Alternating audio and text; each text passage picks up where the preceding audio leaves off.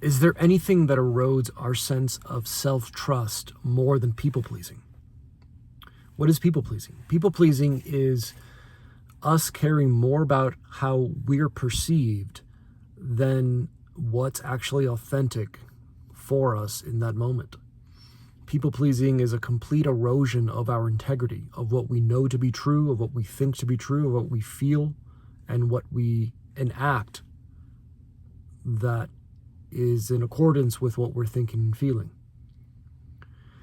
People-pleasing is caring more about what other people think of you than what you think of you.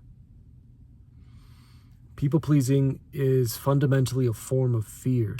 It's making sure that others are okay so that you're okay. It's attempting to get your needs met in a manipulative manner because you're not meeting those needs directly yourself. And this can erode your self-trust. It can erode your ability to cultivate the self-reliance you need when life presents challenges and obstacles that require you to truly trust yourself. And people-pleasing will erode all of that. So I was working with a client recently on this exact thing, on people-pleasing. He was struggling with this so much because someone at work has been upset with him from no fault of his own. He had a falling out with a mutual friend, and then this person began to speak to him less, began to ignore him, neglect him, and he picked up on that, and it triggered this desire to please them. It triggered this desire to make sure that their relationship was okay, to the point of it being an actual distraction from his creative work.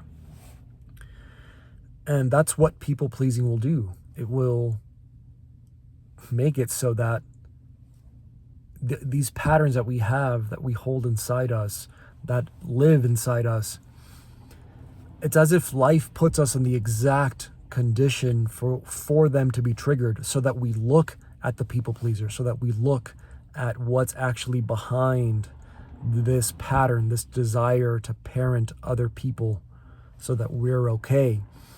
And what we found in our conversations was that this was coming from this neglected inner child that needed attention. It was as if he had closed this inner child and locked the closet and kept it there for years. And it needed some attention and care. It needed to be recognized and acknowledged and looked at, especially in conditions where its attention was warranted the most. And so we came up with a plan to create some boundaries and so on, and to approach and speak with this person.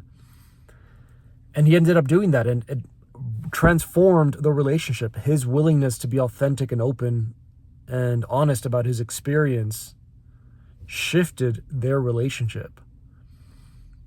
And we first got to that point by creating boundaries around people-pleasing, creating boundaries around parenting others, and making sure that he was parenting himself.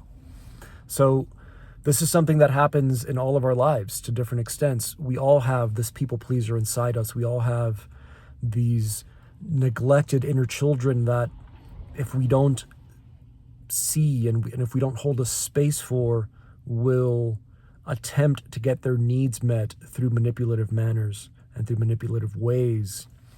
But if we can speak to this inner child and meet its needs directly, then we can show up with more authenticity and more integrity in our lives, because we're not giving ourselves away. We're not eroding our self-trust. And in the process, we learn to become the parent that we never had.